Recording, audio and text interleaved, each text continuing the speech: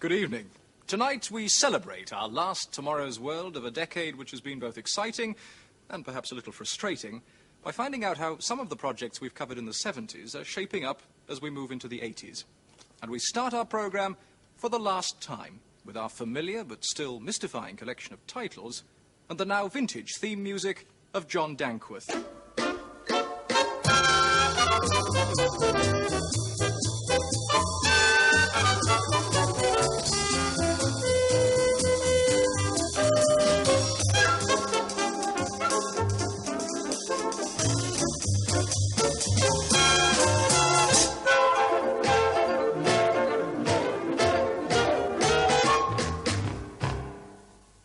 We've really enjoyed them. As we prepare for a new decade in 4 days' time, you can't have failed to notice the predictions flying around about life in the 80s. But the prophets should prophesy with care. We've made a few mistakes in our time, like this one in the early 70s. A report on plans for the Channel Tunnel by William Woolard. Excuse me, sir, are you taking dinner? I think I'll wait until I get to Paris, actually. It's only about an hour and a half, isn't it?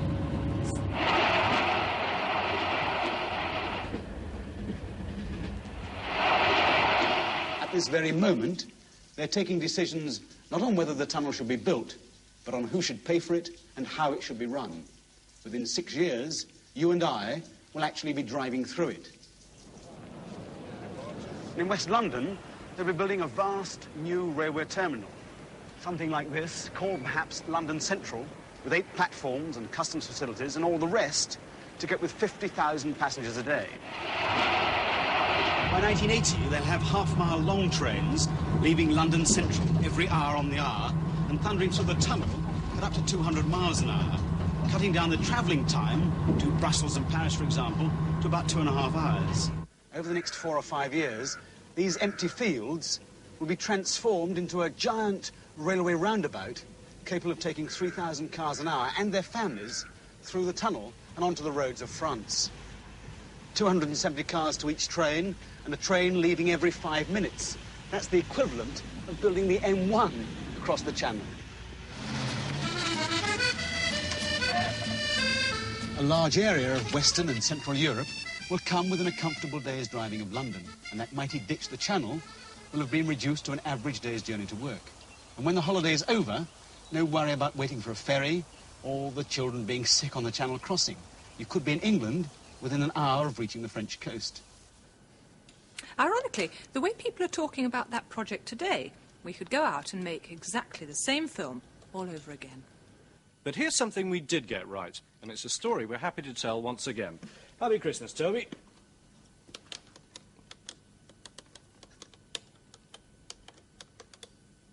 You may remember Toby Churchill. His first appearance on this programme was to demonstrate his own invention, which he called a light writer. Toby, a one-time engineering student at Bath University, lost his power of speech after picking up a mystery illness in France. But thanks to this machine, Toby and others like him who could hear but not speak could communicate again. Well, basically, it's a typewriter linked to a much smaller version of those public news displays you see in the centres of large cities. And today, Toby, who's a director of the successful company that markets this machine, has refined it. It's lighter, it has touch-sensitive keys, and even an adjustable display unit so you can point it at whoever's talking to you. And there's a word from our sponsor, and a happy Christmas to everybody. But Toby suffered a double blow with that illness that he caught. Not only could he not speak, he became paralysed from the waist down. The only limb he could move was his left arm. But in the baffling way that so many handicapped people refuse to let such disabilities cripple their independence, Toby adapted a Leyland Mini so that despite his problems, he could actually drive it. Back in 1975, Raymond Baxter explained how it worked.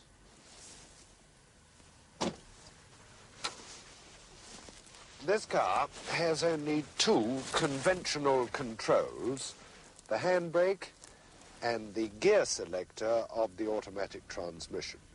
Everything else has been incorporated in this single joystick type control column for the driver's left hand.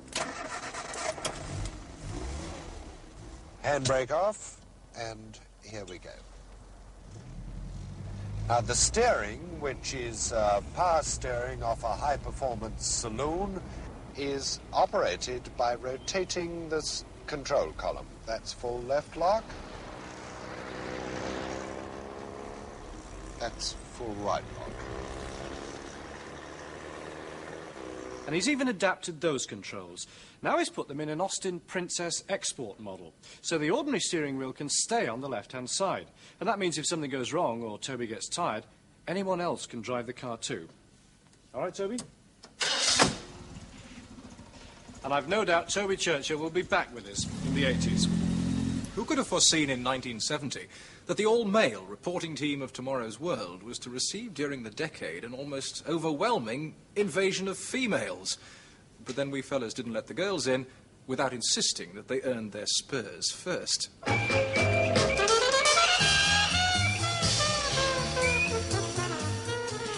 did I do? It's interesting, isn't it, that most successful of all selling ingredients, sex, is being left out of petrol right now. It's a trout, a rubber one. And there it is. It's rather like riding a bicycle. The flippers at the back go up and down, which pushes you forward. With a bit of practice, you can really go quite fast.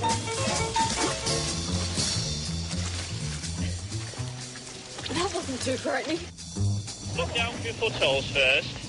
Yeah, there. That's it. Oh, I've got the shakes.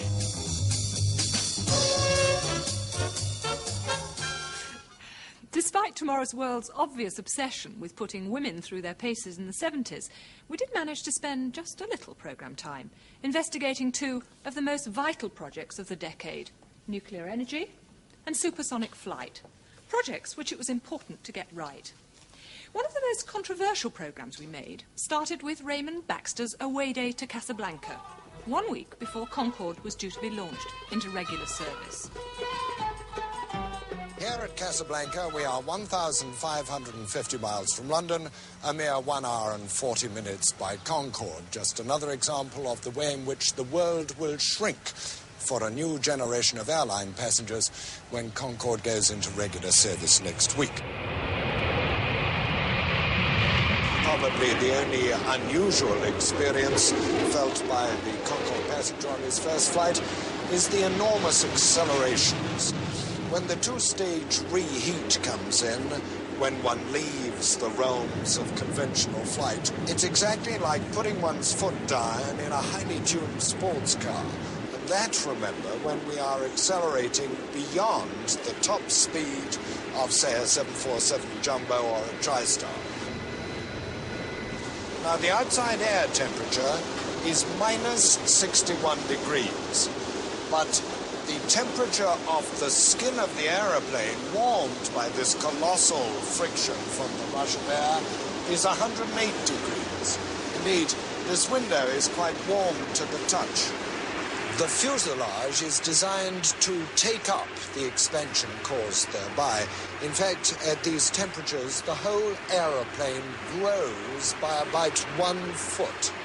And under the cabin floor here, at about 3-foot intervals, expansion panels are built in exactly as they are on any big bridge and precisely for the same purpose. And that's just a glimpse of the sort of technical problems which you come up against if you start to design an aircraft as new and different as Concorde. Concorde, the technological masterpiece of the 70s. But as we also reported in that same programme, Concorde's commercial success was by no means guaranteed. Its problems are its range and its passenger capacity. There are very few occasions on which all of its 100 seats can be filled. The more fuel Concorde has to carry, the fewer passengers she can take. Even going to New York, the destination Concorde was originally designed for, British Airways carry on average 71 going out and 65 coming back. Paying passengers are turned away because the aircraft can't fly with a full load. One of the great sadnesses of the decade must be that financing and operating Concorde has cost our national airline £27 million in 3 years. On top of the £1,137 million it cost us to develop Concorde in the first place. Another disaster has been the £4 billion it's cost Britain to develop our own form of nuclear power reactors. The advanced gas-cooled reactors were due to go into service in 1971, but 4 years later, in 1975, Dungeness was still far from ready. Ordered at a cost of £80 million and due to be commissioned in 1972, it might just start producing electricity in 1977. And really, nobody has a clue how much it's going to cost us. The boiler, designed to fit inside that concrete shell, didn't fit. The CEGB say it was hopelessly distorted during manufacture. Another version of the story is that the contractors were just not used to working to the ultra-fine tolerances that the nuclear industry demanded. Whatever the cause, the result was the consortium went into liquidation and the boiler had to be built by somebody else. Perhaps the most surprising fault of all, the specification called for mild steel brackets which would come into contact with the carbon dioxide, the coolant gas. The result? Corroded brackets which had to be rebuilt in a special stainless material. It's been put to me that in terms of capital tied up and revenue lost, this power station is costing us in the region of £50,000 every day. It's certain that the whole story of what's gone wrong here will never be told. And Dungeness B is still not working. The government's so appalled by both delays in construction and the ever-increasing costs that they're even considering scrapping our future AGR programme and buying American reactors instead, the type used at Harrisburg. Our Concorde and nuclear reports both reflected a growing frustration during the 70s about the way Britain was allocating its money and its scientific talent, and the returns on that investment.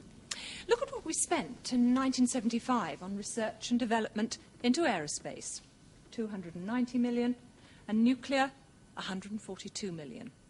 Compare that to research and development spent on other key manufacturing industries in the same year. Mechanical engineering was 103 million, textiles only 26 million. But the wealth created by them was over £40,000 million, compared to only 1,000 million from aerospace, and very little from nuclear projects like the AGRs. The result of putting so much effort into just two areas is a decline in our manufacturing industries compared to other countries. In Japan, for example, the annual growth rate has been 3 times as great as ours. And ironically, the two industries in which Japan has virtually no research and development involvement at all are aerospace and nuclear. Another growing concern has been our dwindling energy resources, and particularly oil, not only to keep industry going, but transport too. And if ingenuity was all it took to get from A to B, we'd be the richest nation on earth.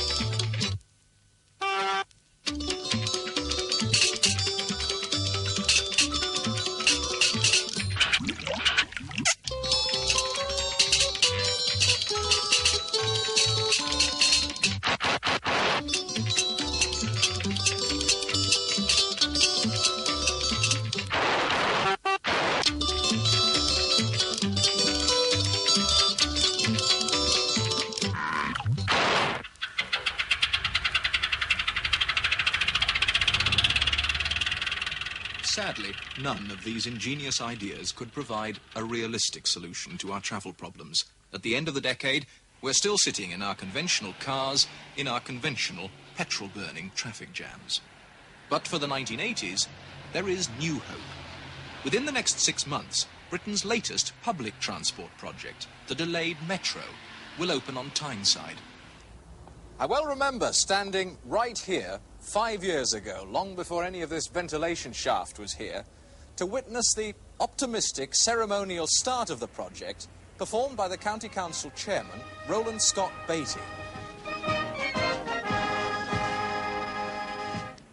It gives me great pleasure and even more satisfaction to attempt to cut the first sod with that machine. As the first sod was successfully cut, the price of the project stood at £114 million, and the first stage was due to open in 1977.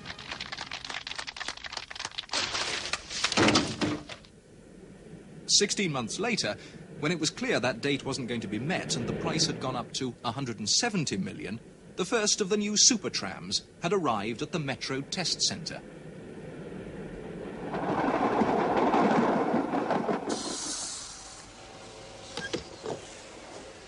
These twin lightweight cars are designed to carry 300 people in rush hour conditions at 50 miles an hour.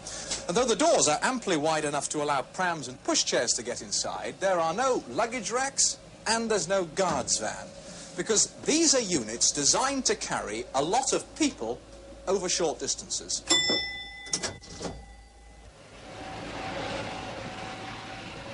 Many people believe that here on Tyneside is a pattern for public transportation which could be successfully copied elsewhere. Today, the tune is a slightly different one. The main problems behind the 3-year delay have arisen because a large proportion of the 34-mile system runs over an existing working railway. The new sections of Metro are being built by outside contractors working to agreements which stipulate time and price for each job. But the rest of the track work, the old route, still owned by British Rail, has to be converted to Metro by BR's own engineering teams, who are not bound by any contracts. Up to now, Metro has had no direct control over how long it takes or how much it costs to carry out this large part of the project. But British Rail has nationally agreed working practices with the rail unions. It cannot afford to make a special case for little old Metro.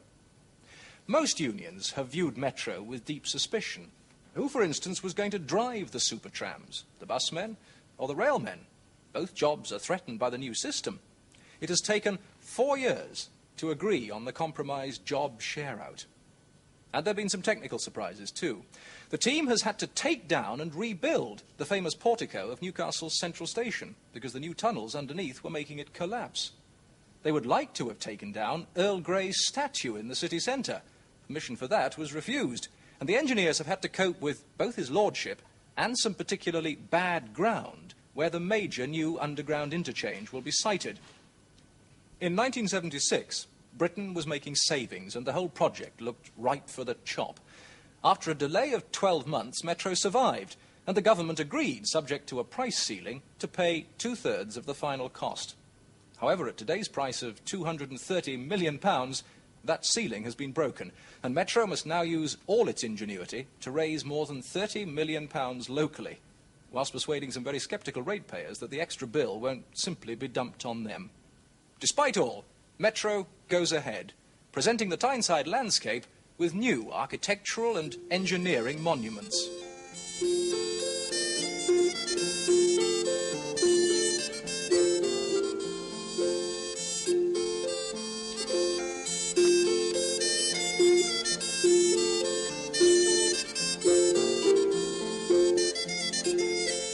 There's never likely to be another Metro quite like this one.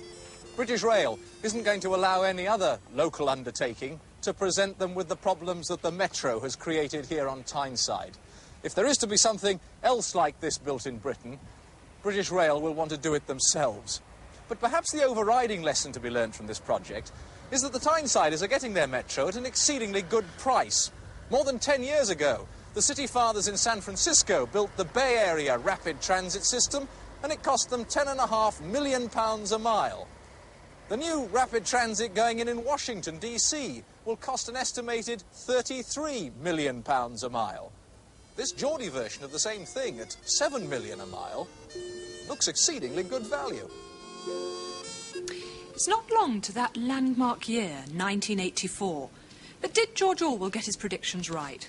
Fortunately, only in one area. Telecommunications have intruded into our lives, but not for political purposes like Orwell's telescreen. And ironically, the ingredients aren't futuristic technological wonders. They're basically just our old friends. The telephone and the television, linking with a computer database. Although this, rather futuristic TV, isn't typical at the moment. Prestel, you may remember from our reports, was pioneered by the Post Office in the early 70s. And unlike supersonic speed and gas-cooled reactors, this is a breakthrough that will affect all our everyday lives. You can already use it to do your shopping. Now, a list of wines to stock up again after Christmas. Now, I don't fancy the first type. I'd like some Chateau Talbot. So, let me see. I'll have 2 cases of that. Now, I can put in a credit card to pay for it, and the orders are on the way. This is the more normal size of set. And at the moment, it's telling me where to take my children this holiday. That looks like games that you can play with children. Yes, that's right. Then we'll have some sport. Just 3 of 100,000 different pages of information. Now, it may look just like any other computer showing its paces, but it is quite different, because up till now, computers have traditionally been remote, expensive machines aimed at the specialist, and they only affect us when they send bills or lose our road fund tax. But the revolutionary thing about Prestel is that in your home or your office, computers join the mass communication market for the first time. Sitting at home, you can send information, like this, to head office. And you can keep a copy of it. There it is, for your own files. And Prestel's selling well abroad, although it's being fiercely chased by foreign competitors who are trying very hard to catch up. For example, at the International Exhibition in Paris this year, our Prestel stand was attracting a lot of well-deserved attention. Then, mysteriously, the lights went out, but just on Prestel. Our phone lines went down for 3 days, which couldn't have done much for sales orders. But other exhibitors, particularly the French Diderot, were spared the gremlins. So someone obviously thinks Prestel's important enough to be assassinated. It should have a bright future once enough sets are available. If you're one of the 400 people who have sets at home, you're one of only 400 in the whole world. Prestel will only lead in this field if more sets become available, and then we've got to buy them. At the moment, it costs up to £1,000 to have one, or £25 a month to rent, with telephone costs on top. But if demand becomes great enough, we're promised these costs will fall dramatically. And as the service expands, it will get more sophisticated. And this is the very latest, most intelligent Prestel, because it has its own microcomputer inside. I can use it to work out my mortgage, my payroll. It can teach my children or me. At the moment, up on the screen here, it's asking me to spot the electrical circuit. And if the light goes on, I'm right. So let's try. I think actually it should be C. Let's try that one. No, incorrect. But I can keep on playing with this until I've learnt all about electrical circuits and get it quite right. If the fuel and job shortages that are going on at the moment reach crisis point, we will be confined to our homes in the future, and it's then that Prestel will be far more vital. By 1984, I'd gamble that although Big Brother won't be watching us, we'll be watching Big Busby. Let's finish with 3 clear-cut success stories from our not-so-distant past. Well, this may look like an ordinary piece of corrugated iron, but it's not. It's called trapezoidal cladding, extra strong material for building. Now, the problem with this stuff is that it always comes in straight sheets, as you can see. And as a result, well, we've got the countryside littered with box-like buildings which are effective, but not very attractive. But 4 years ago, we reported on a new kind of metal press that can actually bend the corrugated iron without buckling it. And as a result, all kinds of interesting shapes have since been made. Like our studio set today, for instance. It makes the BBC look, well, almost palatial, don't you think? But now buildings using this curved corrugated iron are springing up all over the UK. The passenger shelters for the Tyne and Wear Metro. A new image for this workshop in Worcester. There's an ultra-modern looking sports centre at Mansfield, and even Heathrow Airport is getting a new look. This uninspiring looking object is in fact an inspiring success story which emerged 2.5 years ago during the Tomorrow's World competition for new inventions. In the very best convenience food way, the contents of this foil bag are ready after only 40 seconds in boiling water. And that small bag replaces all of this. A tin of kaolin for making red-hot poultices, which has to be stirred for 15 minutes in that water and then spooned out, get it out, really sticky, onto a dressing. Now, that obviously takes a lot of time. But the new instant kaolin poultice has a special plastic, which you have to cut round the edge. I'll just finish this one off. And then that special plastic is designed to peel away from kaolin, which is notoriously sticky. Then it's ready for the patient, so I'll stick it on my arm to show you. And it's as simple as that, with this foil keeping it hot for about 15 minutes. It's been such a success in hospitals in Britain and abroad that the inventor expects to double the number of his staff soon. And one of the main reasons for the success is his new type of customer. Because the treatment's easier and quicker, it's perfect for all animals, particularly horses suffering from strains and gravies. Hello, Christine. Would you like to try it? I'm sure he'd rather you do it than me. We're going to try it on Shannon and see if he likes the new instant poultice. Well, he obviously doesn't mind it going on at all. There it is. Then it's just a question of bandaging it up. And now for a very human story.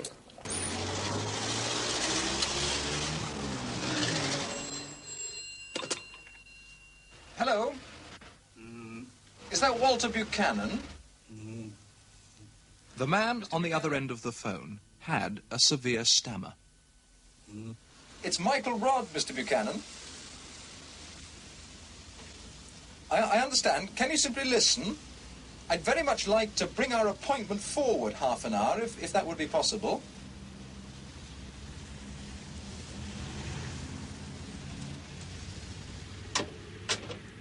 In January 1977, I was in Edinburgh to meet Walter Buchanan and to report on how he was coping with what was then a severe speech problem.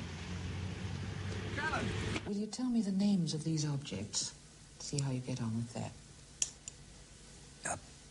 Fair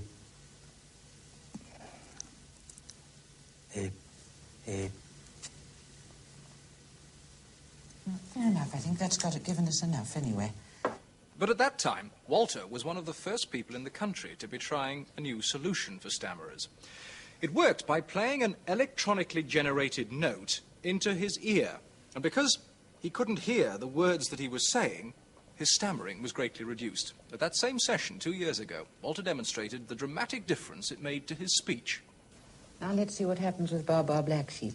Baa Black Sheep, have you any wool? Yes, sir, 3 bags full. 1 for the master, 1 for the dame, 1 for the little lad that lives down the lane. The following October, a Scottish firm went into full production with the unit. Control circuitry, microphone to pick up the voice, earpiece to relay the generated note to the stammerer. And now, the unit is available through your doctor on the National Health. It isn't a cure for stammerers, only an aid, but it's proved a great help to many, including Walter Buchanan, who we're happy to learn has virtually lost his stammer altogether. A fine note on which to wish you all success in the next decade, and to remind you that we'll be back next year with the first of our new look programs for the 80s. But if this is to be the age of the electronic silicon chip, let's not forget the wonderful pieces of mechanical engineering which have been the backbone of tomorrow's world through the 70s. From all of us, Happy New Year to you.